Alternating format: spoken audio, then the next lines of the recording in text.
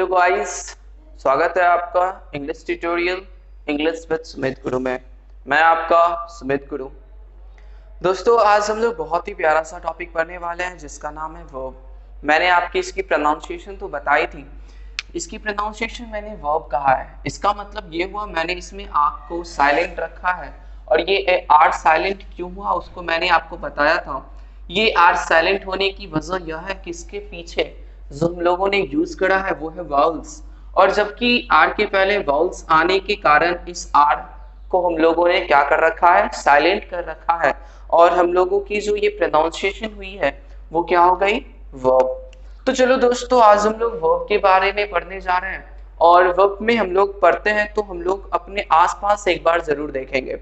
अगर आप अपने आसपास देख रहे हो तो कई सारे बच्चे आपके आसपास खेल रहे होंगे, गाड़ियां चल रही होगी, हवा का बहना, जो भी एक्शन वाली बातें आप लोग देख पा रहे हैं वो सारे के सारे एक्शन को हम लोग वर्ब कहते हैं। In short form we can say action words. अगर मैं वर्ब को डिफाइन करना चाहता हूं, अगर वर्ब डिफाइन हो सकता है तो बहुत ही शॉर्ट फॉर्म में हम लोग इसको डिफाइन कर सकते हैं, एक्शन वर्ड्स। इसका कहने का मतलब ये होता है जितने भी प्रकार के एक्शन वर्ड्स होते हैं, हम उन सभी प्रकार के वर्ड्स को हम लोग क्या नाम दे सकते हैं दोस्तों, उसे हम लोग वर्ब कह सकते हैं। मीन्स आपके आसपास जितने भी प्रकार के एक्शन हो रहे हैं वो सारे के सारे वर्ब हैं। Is it clear everyone? Okay, तो हम लोग अब आगे बढ़ते हैं। एक्शन, मैंने जो सबसे पहला वर्ड यूज करा है वर्ब के लिए वह मैंने क्या यूज करा है, एक्शन। मीन्स एक्शन से रिलेटेड जितने भी वर्ड्स हैं वो सारे के सारे वर्ब्स होते हैं। सही कहा आप लोगों ने।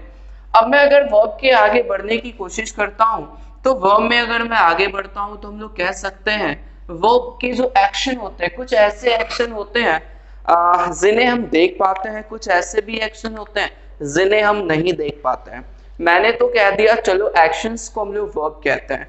बहुत सारे बच्चों का ये क्वेश्चन हो सकता है, बहुत तेज बच्चे सब होते हैं हमारे पास, उन बच्चों में से कुछ क्वेश्चंस हो सकते हैं, सर मैं सोच रहा हूं और सोचने में किसी प्रकार का एक्शन मुझे दिखाई तो नहीं दे रहा। तो इस चीज को ध्यान में रखते हुए एक चीज मैं आपको बता दूं, जो एक्शन होते हैं उन्हें हमने तो टू कैटेगरीज में बांटा है। बिकॉज आप जानते हो जो पहले एक्शंस होते हैं उसे हम लोग फिजिकल एक्शन कहते हैं, और जो दूसरा एक्शन होता है दोस्त उसे हम लोग मेंटल एक्शन कहते हैं। कहने का मतलब ये हुआ, चाहे वो फिजिकल एक्शन हो चाहे वो मेंटल एक्शन हो, अगर वो एक्शन परफॉर्म कर रहा है तो वो वर्ब होगा। अब अगर मैं फिजिकल एक्शन की बात करता हूं, फिजिकल एक्शन में आप जा सकते हो गो, कम, स्विम, वॉक, etc। जब आप इन सारी चीजों को, इन सारे वर्क को करते हो दोस्तों, इन सारे वर्क में आप कहीं ना कहीं अपने आंख से उस एक्शन को होते हुए देख पा रहे हो। वहीं पे अगर मैं बात करता हूं मेंटल एक्शन की, that is perform by our mind, यानी कहने का मतलब ये हुआ जब हम थिंक करते हैं, मैं सोच रहा हूं कुछ, क्या आप सबको समझ में आ रहा है कि मैं कुछ सोच रहा हूं? नहीं समझ में आ रहा आप लोगों को? तो वही अगर मैं बात करता हूं थिंक की, तो कुछ ऐसे भी एक्शन हैं जिन्हें हम देख नहीं पाते हैं लेकिन वो भी वर्ब के कैटेगरीज में आते हैं। तो हमने एक चीज जो साफ साफ समझ में आ गई, एक्शन वर्ड्स को हम लोगों ने क्या नाम दिया, वर्ब कह दिया। बहुत ही प्यारी सी चीज है, समझने वाली बात है। इसे अगर आप एक बार समझ लेते हो तो फिर कोई प्रॉब्लम नहीं होगी। मैंने क्या कहा, शुरुआत से चलते हैं। मैंने कहा एक्शन को वर्ब कहते हैं। Is it clear everyone? Means action word, anywhere if you find action words you can say sir that is verb, yeah you can say that। कहने का मतलब यह है दोस्तों कि एक्शन वर्ड्स अगर आपके पास आते हैं वो वर्ब होते हैं। उन एक्शन वर्ड में वो एक्शन फिजिकल एक्शंस हो सकते हैं या मेंटल एक्शन हो सकते हैं। अगर वो फिजिकल एक्शन हो या मेंटल एक्शन हो, दोनों के दोनों वो वर्ब्स ही होते हैं। ये तो क्लियर सी बात हो गई। बहुत सारे बच्चों के मन में एक ख्याल आता है कि सर अगर हम बात करते हैं मेंटल एक्शन की, तो मेंटल एक्शन के परफॉर्म के हम लोग देख नहीं पाते हैं, तो अगर हम उसे पता कैसे करेंगे कि वो भी एक वर्ब है? तो हिंदी में कुछ बातें जो कि मैं आपको बताना चाहूंगा, कुछ हिंदी की बातें हैं। कहा गया है कि अगर किसी भी वर्ड के अंत में अगर आप ना लगाते हो, क्या लगाते हो दोस्तों? हाँ, मैं हिंदी की बात कर रहा हूँ। हिंदी में किसी भी वर्ड के पीछे अगर आप ना लगाते हो तो वो वर्ड्स मेनली वर्ब कहा जाता है। जैसे बहुत सारे एग्जांपल्स आप देख सकते हो, खेलना, हंसना, बोलना, खाना, पीना, पढ़ाना, आप सुन रहे हो, सुनना, मैं पढ़ा रहा हूं, पढ़ाना, ये सारे के सारे वर्ड्स अगर आप देख पाते हो, अगर आप इस चीज पे कंसिडर होके सुन रहे हो, तो आप इस चीज को देख पा रहे हो कि सारे के सारे वर्ड्स जो एंड कर रहे हैं वो किस चीज से एंड कर रहे हैं? ना से एंड कर रहे हैं। तो दोस्तों कहने का मतलब ये हुआ कि अगर वर्ब की अंत, किसी भी वर्ड का अंत अगर हम ना से करते हैं तो वो वर्ब होता है। इसके साथ कुछ एक्सेप्शंस भी हैं जो आपके जहन में जरूर आ रहे होंगे कि सर अगर हमारे पास आ जाते हैं बॉलीवुड की करीना, तो इसके अंत में भी तो ना आ रहे हैं। इसके अलावा आपकी माँ, माँ की पिताजी, आप कह सकते हो नाना, तो इसके अंत में भी ना आ रहे हैं। तो क्या ये वर्ड्स भी वर्ब्स होंगे? शुरुआत में तो आप कह सकते हो हाँ सर जरूर वो वर्ड्स जो है वो वर्ब होंगे। लेकिन एक चीज जो देखने वाली बात है दोस्तों, अगर मैं इन दोनों वर्ड्स को बड़ी गहराई से देखता हूं तो आपके दिमाग में एक बात जरूर आ रही होगी कि सर ये दोनों नाउन हो सकते हैं। नाउन क्यों हो सकते हैं दोस्तों? मैं आपको नाउन पे थोड़ा सा बात कर लूं। नाउन हम वैसे शब्द को कहते हैं, ऐसे वर्ड्स को कहते हैं जो किसी भी नाम को दर्शाता है, किसी भी नेम को इंडिकेट करता है। It may be the name of person, it may be the name of place, it may be the name of any animals और thing, anything extra. Means you can say noun is the name of person, place, animal और thing. आप noun उस चीज को कहते हो, किसी भी पर्सन के नाम को, नेम ऑफ अ पर्सन। तो if you talk about Kareena, then Kareena is the name of a person. Am I right everyone? अगर मैं करीना की बात करता हूं तो करीना एक किसी का नाम हो सकता है। Nana, if you talk about Nana, it may be a name of any person. So we can easily say if Karina, Nana is a name of a person, it is boy, it can't be verb because it is a noun. Is it clear everyone? मैं इसे verb नहीं कह सकता क्योंकि यह क्या है दोस्तों? ये नाउन है। तो चलिए हम लोग आगे बढ़ते हैं। हमारे दिमाग में क्या आई? जो वर्ड्स ना से एंड करते हो, अगर वो नाउन ना हो तो वह क्या होंगे? वर्ब होंगे। आपने सही कहा दोस्तों। चलिए एक चीज जो हमारे जहन में आ चुकी है वो यह है कि एक्शन वर्ड्स को हम लोग वर्ब कहते हैं। क्या यह चीज आपको समझ में आ रही है? चलिए हम लोग आगे बढ़ते हैं इससे। दोस्तों हम लोग जो वर्ब के बारे में पढ़ने जा रहे हैं, हम लोग वर्ब के बारे में बहुत सारी चीज पढ़ने जा रहे हैं। मेनली उसमें जो हम मोस्टली पढ़ेंगे वो दो चीजों के बारे में पढ़ेंगे। जो पहला हम लोग पढ़ने वाले हैं काइंड्स ऑफ वर्ब, और जो दूसरा हम लोग पढ़ने वाले हैं फॉर्म्स ऑफ वर्ब। दोस्तों अगर मैं बात करता हूं काइंड्स ऑफ वर्ब की, तो इसको हम लोगों ने टू कैटेगरीज में रखा है। अगर मैं पहले की बात करता हूं तो पहले को हम लोग क्या कहते हैं? लेक्सिकल वर्ब कहते हैं। वहीं पे अगर मैं दूसरे की बात करता हूं तो दूसरा हमारा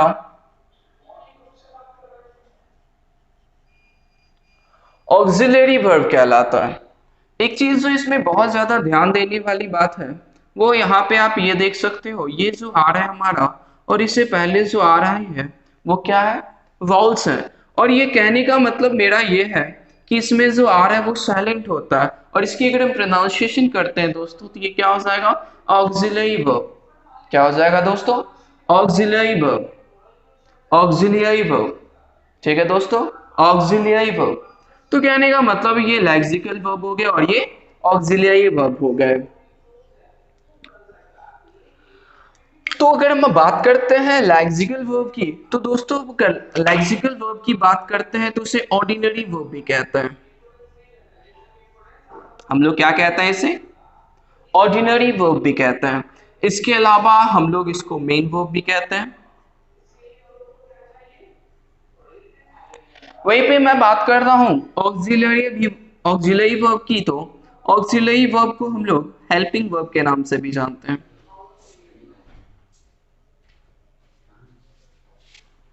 ठीक है दोस्तों, इसके आगे भी बहुत सारी बातें होती है। अगर मैं हेल्पिंग वर्ब की बात करता हूं तो इसमें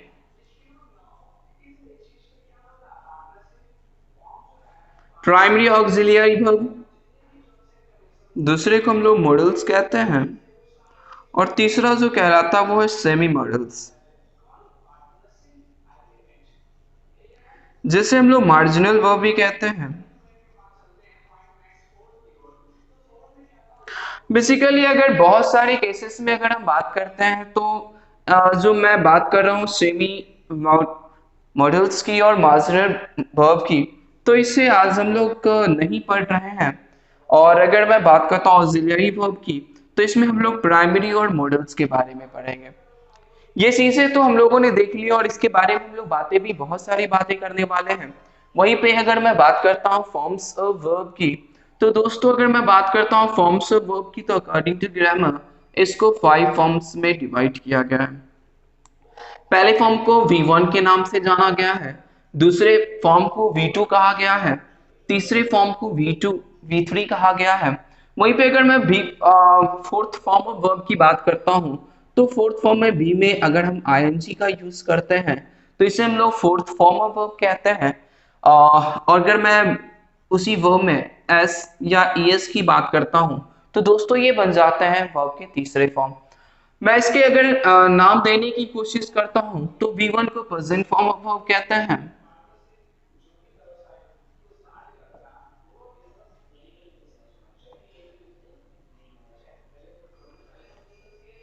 दूसरा अगर मैं बात करता हूं V2 को, इसको हम लोग पास्ट फॉर्म ऑफ वर्ब कहते हैं।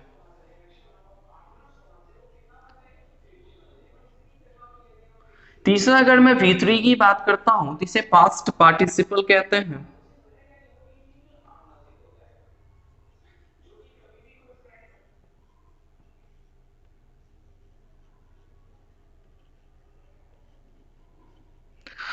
अगर मैं भी प्लस आईएनजी की बात करता हूं तो दोस्तों इसके बहुत सारे नाम हो सकते हैं। हम लोग इसको इंग फॉर्म या जेरंड फॉर्म के नाम से भी जानते हैं।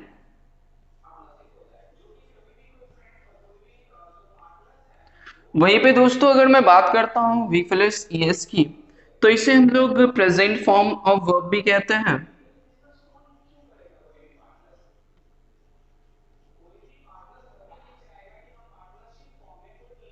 या इसे में स्लेयर फॉर्म भी कहते हैं। तो दोस्तों एक चीज जो मैं आपको कहना चाहूंगा, आपने बचपन से ही पढ़ा होगा कि जब आप नाउन में, किसी भी प्रकार के नाउन में अगर आप S E S I S या वी एस लगाते हो, बेसिकली यही हम लोग लगाते हैं। और जब हम लोग किसी भी नाउन में S E S I S और बी एस लगाते हो, तो ये नाउन जो हो जाता है वो प्लूरल नाउन हो जाता है। ये कौन सा नाउन हो जाता है दोस्तों? प्लूरल नाउन हो जाता है। वहीं पे अगर मैं बात करता हूँ वर्ब की, तो इसके कंडीशन थोड़े से अलग होते हैं, थोड़ा सा इससे हटके होता है, जो आपको अपने दिमाग में रखना है। और इससे रिलेटेड एक चीज भी मैं आपको बताने जा रहा हूँ। अगर मैं बात करता हूँ वर्ब की, तो वर्ब में अगर मैं एस लगाता हूँ, ई एस लगाता हूँ, आई एस लगाता हूँ या वी एस लगाता हूँ, तो दोस्तों अगर मैं इस वर्ब में ऐसा कुछ करने की कोशिश करता हूँ, तो ये वर्ब प्लूरल नहीं होते हैं, क्योंकि जो मेन वर्ब होते हैं वो ही प्लूरल होते हैं। और जब हम इसमें S E S I S या वी एस लगाने की कोशिश करते हैं, तो दोस्तों इसका जो रूप है, इसका जो फॉर्म है, वो सिंगुलर हो जाता है। तो एक चीज जो आपको दिमाग में रखनी है दोस्तों, ये है कि अगर हम किसी भी नाउन के साथ S E S I S या वी एस का यूज करते हैं, तो दोस्तों हम उस नाउन को प्लूरल बनाने की कोशिश करते हैं। वहीं पे अगर हम किसी वर्ब में S E S I S या वी एस लगाने की कोशिश करते हैं, तो वो जो हमारा वर्ब है वो सिंगुलर बन जाता है। ये चीजें हमेशा आपको दिमाग में रखनी है। एक एग्जाम्पल भी मैं आपको इस तरह से बता दूं, आप जब टेंस पढ़ोगे तो उसमें आपको समझ में आएगी सी गोज टू दिल्ली। तो आपने इस सेंटेंस में क्या देखा, एक चीज जो आपको बहुत इंपॉर्टेंट चीज इसमें जानने को हुई, जो हमारा सी है उसके साथ हमने गोज लगाने का प्रयास किया है। वहीं पे अगर मैं बात करता हूं यू की, या यहाँ पे दे भी हो सकते हैं, आप प्लूरल कुछ भी ले सकते हो। अगर मैं यहाँ पे गो और गोज की बात करता हूं दोस्त,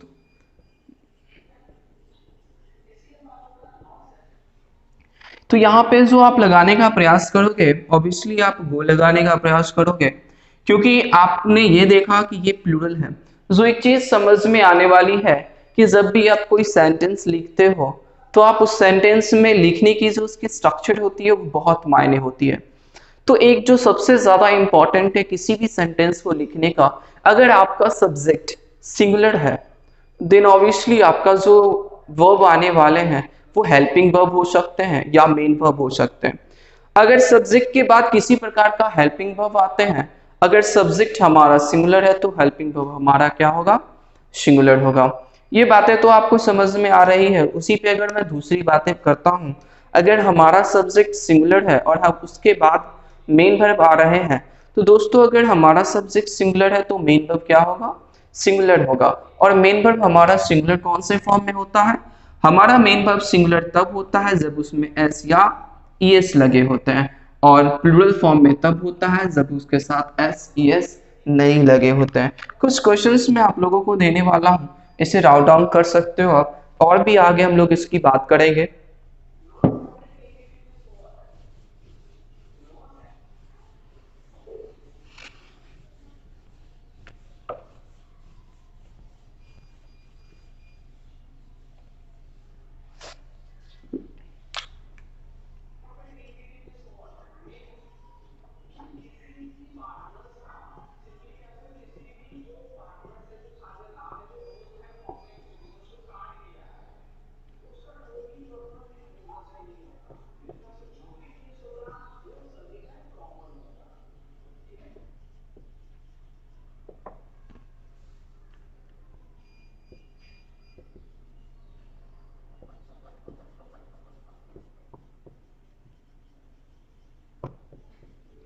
मैं लिख रहा हूं राजू wants टू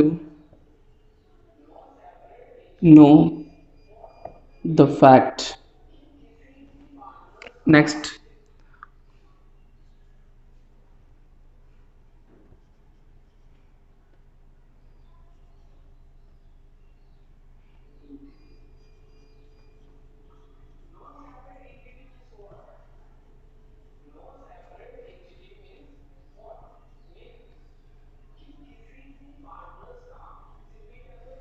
दोस्तों मैंने यहाँ पे आपको कुछ 4 क्वेश्चंस दिए हैं, और 4 क्वेश्चन में आपको आपको डील करने हैं सब्जेक्ट और वर्ब के साथ। अगर आप इस चीज को ध्यान से देखने का प्रयास करते हो तो कहीं ना कहीं सेंटेंस की बनावट सेम होती है, सेम ही है। और आपने यहाँ देखा कि आपका जो सब्जेक्ट है दोस्तों, सब्जेक्ट की अगर मैं बात करता हूं तो सब्जेक्ट ये सिंगुलर फॉर्म में है। सिंगुलर आपको समझ में आ रही होगी। अगर मैं बात करता हूँ फर्स्ट वाले सेंटेंस की, तो दोस्तों आप फर्स्ट वाले सेंटेंस में देख पा रहे होंगे जो आपका सब्जेक्ट है वो क्या है, सिंगुलर है। देन ऑब्वियसली आपको ये बताने हैं कि इस गो और गोज में सिंगुलर कौन सा है। तो मेरे ख्याल से आपके दिमाग में, आपके जहन में आ गई होगी कि जो इसमें से सिंगुलर है वो ऑब्वियसली गोज है। बहुत प्यारे बच्चे हो आप लोग, बहुत जल्दी समझ रहे हो इस चीज को। आपने क्या देखा, सिंगुलर अगर हमारा सब्जेक्ट है तो जो हमारा वर्ब होगा दोस्तों वो भी क्या होगा, सिंगुलर होगा। अगर ये सिंगुलर होगा तो वो यहाँ पे कर जाएंगे। वहीं पे अगर मैं आई की बात करता हूं तो बेसिकली ग्रामर के अनुसार जो आई है उसे प्लूरल कैटेगरीज में रखा गया, होते तो ये सिंगुलर है लेकिन इसके साथ हम लोग जो ट्रीट करते हैं वो प्लूरल वाली करते हैं। तो अगर मैं आई की बात करता हूं तो आई भी प्लूरल है दोस्त। अगर ये आई प्लूरल है तो आप कम्स को तो यूज नहीं कर रहे हो, क्योंकि अभी अभी आपने जाना है जब वर्ब में एस या ईएस लग जाते हैं तो ये क्या हो जाते हैं, सिंगुलर हो जाता है। और हमारा सब्जेक्ट प्लूरल है तो हमारा जो वर्ब होगा दोस्त वो भी क्या होगा, प्लूरल होगा। सही बोला आपने। वहीं पे तीसरे क्वेश्चंस की अगर मैं बात करता हूँ, राजू क्या है, सिंगुलर है, अगर ये सिंगुलर है हमारा तो वर्ब क्या होगा हमारा, सिंगुलर होगा। सही बोला आपने, और इसी के साथ आपने वोंट को यहाँ पे कैंसिल किया। अभी तक जो हम लोग बात कर रहे थे सब्जेक्ट के बाद मेन वर्ब की बात कर रहे हैं। फोर्थ को क्वेश्चंस को आप ध्यान से देखोगे तो मेन वर्ब जो हमारा गॉन है उससे पहले हम लोगों ने हेल्पिंग वर्ब का यूज करा है। हेल्पिंग वर्ब भी मैंने आपको बताया था कि हेल्पिंग वर्ब अगर सब्जेक्ट के बाद हेल्पिंग वर्ब आते हैं तो हमें कंसिडर करना है कि हमारा हेल्पिंग वर्ब सिंगुलर है या प्लूरल है। अगर हम सब्जेक्ट को देख पा रहे हैं, सब्जेक्ट हमारा प्लूरल है, तो हमारा जो हेल्पिंग वर्ब होगा दोस्त वो भी क्या होगा, सिंगुलर होगा। सही बोला आप लोगों ने, सिंगुलर नहीं होगा, वो क्या होगा, प्लूरल होगा। और आपने प्लूरल बताया तो ये चीज आप कर पा रहे होंगे, और अगर ये कर पा रहे हो तो आपको ये समझ में आ रही होगी V1 और V5 के कहने का। यानी कहने का मतलब ये हुआ दोस्तों, अगर मैं बात करता हूँ गो की तो ये V1 होते हैं और ये V5 होते हैं। यहाँ पे ये V1 हो गया, ये V5 हो गया। आपने इसे अच्छे से समझ लिया है। अब हम और भी फॉर्म्स के बारे में बात करने वाले हैं।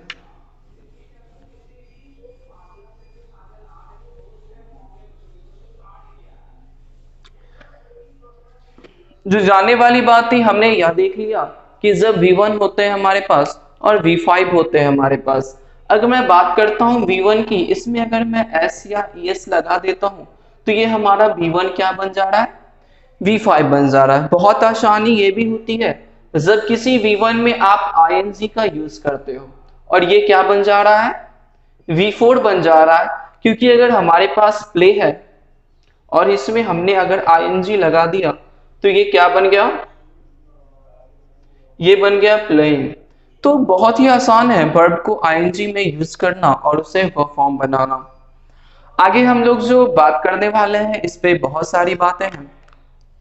अब जो हमारे पास आ गई वो है V2 V3, जो सबसे ज्यादा मुश्किल है याद करना भी या दिमाग में रखना, वो V2 है या V3 है। V2 और V3 पे जाने से पहले मैं आप लोगों को एक चीज बहुत ही ज्यादा गहराई की बातें हैं मैं उसको बता देना चाहता हूँ। कहने का मतलब अगर मैं V2 की बात करता हूँ और प्ले अगर मैं एग्जांपल लेता हूँ, इसकी जो V2 होती है वो प्लेड होती है। वहीं पे अगर मैं V3 की बात करता हूँ दोस्तों तो इसकी भी जो V2 होती है वो प्लेड होती है। अब सोचने वाली बात है कि अगर किसी भी प्रकार में हमें सिंगल प्लेट दे दिया जाए तो हम यहाँ मुश्किल हो जाता है हमें रिकॉग्नाइज करना, आइडेंटिफाई करना वेदर इट इज V2 और V3। सो मैं एक चीज, एक क्लू आपको बताने वाला हूं जिससे यह चीज आपके जहन में उतर जाएगी और इसे आप कभी भूल नहीं पाओगे। दोस्तों अगर मैं बात करता हूं प्लेड की, एक जो बहुत खूबी होती है V2 और V3 में, मैं आपको एक चीज इन दोनों के बीच की एक डिफरेंस बताने वाला हूं। अगर आप बात करते हो V2 और V3 की तो दोनों में डिफरेंस एक होती है। वहीं पे अगर मैं बात करता हूं V2 की तो V2 विदाउट हेल्पिंग वर्ब आते हैं।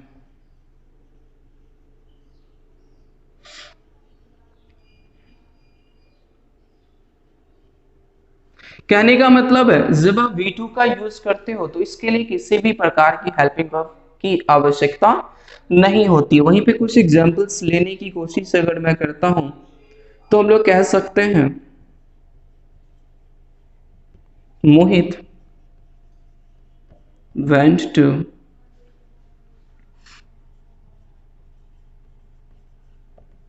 मुंबई।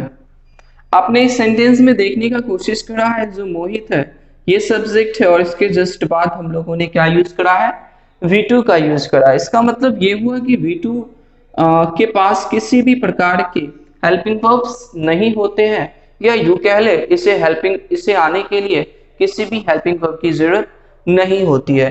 एक चीज और मैं अगर बता दूं, अगर इसके लिए किसी प्रकार का हेल्पिंग वर्ब यूज करते हैं, जैसे अगर मैं इसके नेगेटिव बनाने की कोशिश करता हूं तो मुझे लगाने होंगे मोहित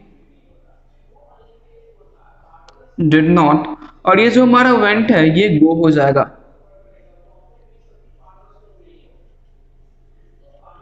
तो एक चीज जो आपको समझने वाली बात ये हो गई कि जब आप किसी भी पास्ट में डिड का यूज करते हो तो ये V2 हमारा रेगुलर फॉर्म में नहीं आता है, ये चेंज कर जाता है, ये V1 बन जाते हैं। तो कहने का मतलब एक जो साफ साफ हमें समझ में आ रही है, जब आप V2 का यूज करते हो तो इसके लिए किसी भी प्रकार की हेल्पिंग वर्ब का यूज नहीं किया जाता। वहीं पे दूसरी बात है, अगर मैं V3 की बात करता हूं तो V3 के लिए हमेशा किसी न किसी प्रकार का हेल्पिंग वर्ब हमें चाहिए। वो हेल्पिंग वर्ब आप इज भी हो सकते हैं, एम हो सकते हैं, आर हो सकते हैं, हैज हो सकते हैं, हैव हो सकते हैं, इनमें से कुछ भी हो सकते हैं। तो कहने का मतलब ये हुआ कि अगर आप इन सब में से किसी भी हेल्पिंग वर्ब का यूज करते हो तभी आप V3 का यूज कर सकते हो। एग्जांपल्स के लिए आपके सामने अगर मैं देना चाहूंगा,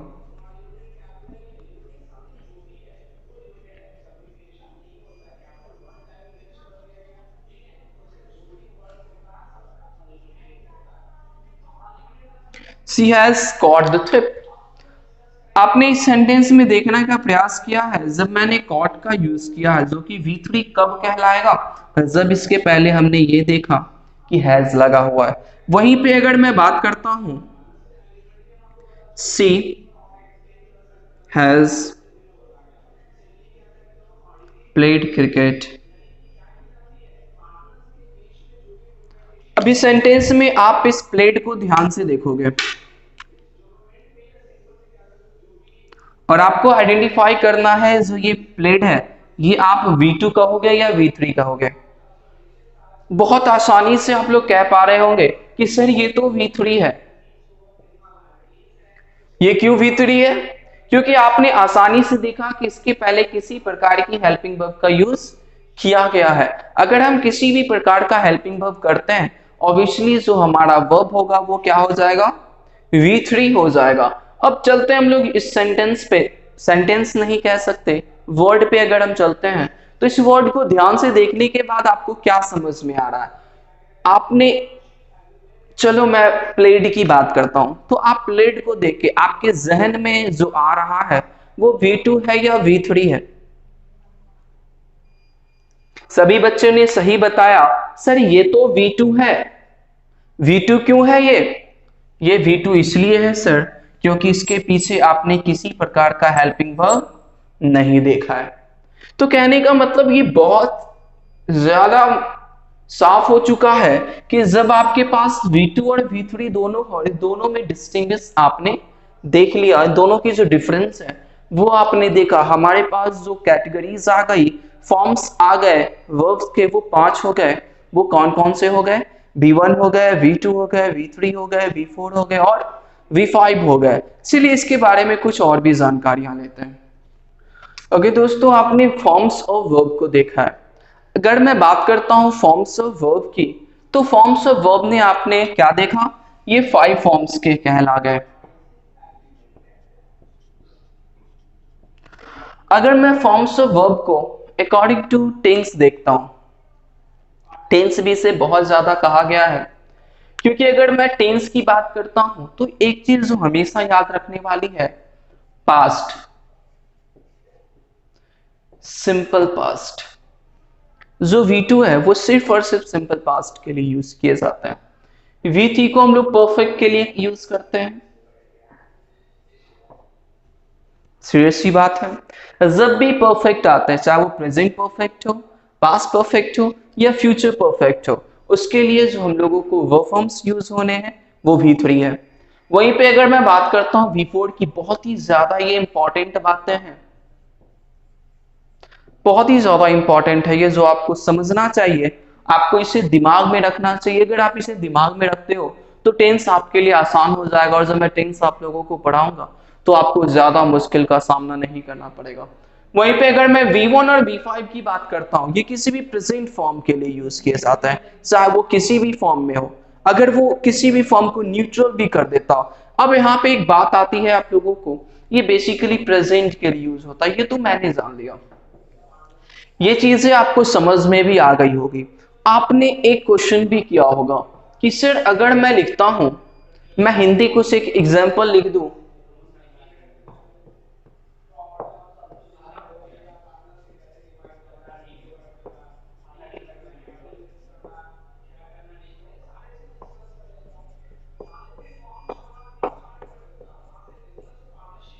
मैंने ताजमहल नहीं देखा।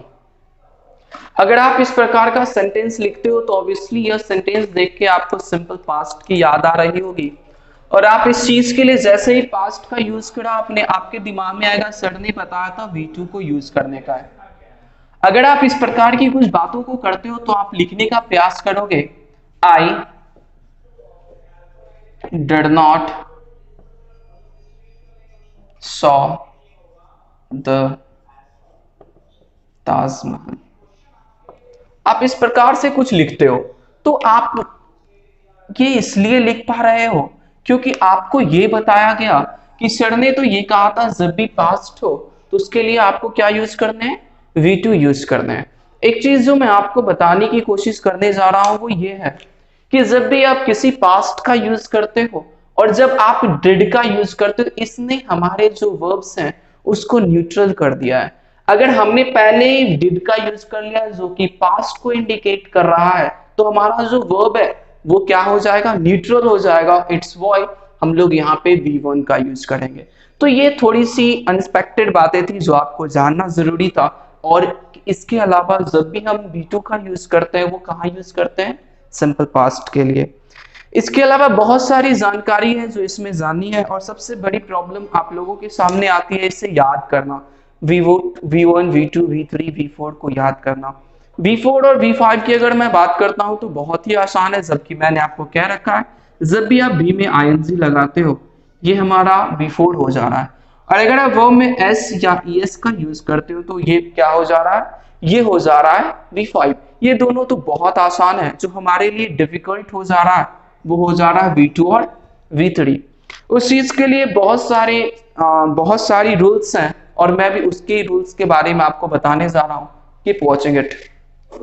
चलिए दोस्तों, उसके बारे में हम लोग बात करने वाले हैं। पहले जो रूल्स मैं आपको बताने वाला हूँ बहुत ही प्यारा सा रूल है, और इसके अलावा जो रूल्स बच जाएंगे मैं आपको डिस्क्रिप्शन बॉक्स में डाल दूंगा, वहां पे जाके आप देख लेना। PDF फाइल भी हो सकती है। सबसे पहले जो मैं आपको बता दूं, या अगर मैं उसमें नहीं दे पाता हूं तो नेक्स्ट क्लासेस में उसके बारे में बहुत बड़ी डील करने वाला हूं। अगर मैं बात करता हूं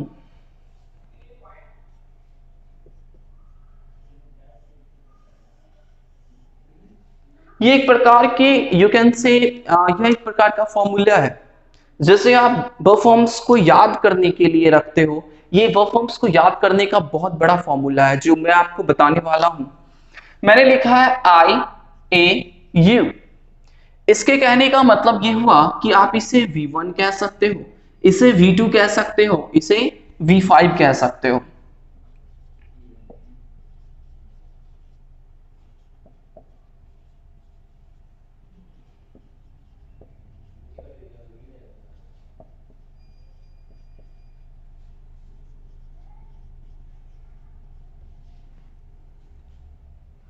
दोस्तों इन सभी चीजों को आप देख सकते हो।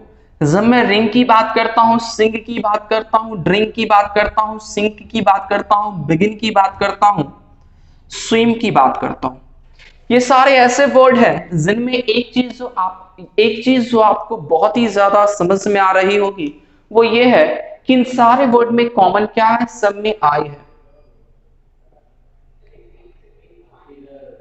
तो आपको करना क्या है, आपको करना कुछ नहीं है, जितने भी आए हैं सबके जगह पे V2 में A लगा देना है। चलिए हम लोग बात करते हैं, ये क्या हो जा रहा है। अगर मैं ड्रिंक की बात करता हूं तो ड्रिंक क्या हो जा रहा है, सिंग की बात करता हूं, सिंग क्या हो जा रहा है।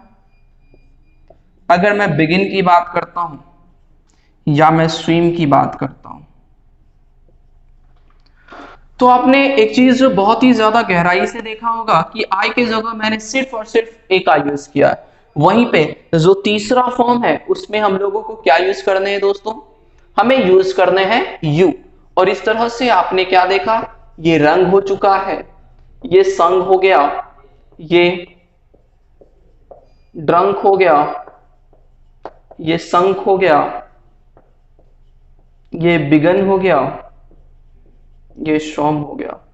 तो आपने एक चीज जो बहुत ही प्यारी सी चीज आपने देखी है ये रिंग में आप ये फॉर्मूला बहुत ही प्यारा सा फॉर्मूला है, इसे अगर आप जहन में रखते हो तो इतनी सारी वर्ड्स आपको तो वर्ब फॉर्म्स याद हो गए होंगे। कहने का मतलब ये है आपको सारे वर्ब फॉर्म्स दिमाग में रखने के लिए अगर इस प्रकार की फॉर्मूले दी जाती है तो उस चीज को आप बहुत ही अच्छे से कर पाओगे। तो बेसिकली ये सारी बातें हम लोग आगे भी देखेंगे, इसमें बहुत सारे फॉर्मूले हैं जिनके बारे में हम लोग बातें करेंगे और इस चीज को आपको देखने के लिए अगली वीडियो का इंतजार करना पड़ेगा दोस्तों। और अगर आप नई वीडियो मेरा चाहते हो कि आपके फ़ोन में नोटिफिकेशंस के माध्यम से जाए तो मेरे चैनल को बेल आइकन को ज़रूर दबाएं, सब्सक्राइब करें और अगर आपके लिए बेनिफिशियल है तो अपने दोस्तों के लिए भी भेजें, उन्हें शेयर करें और लाइक करना ना भूलें। धन्यवाद।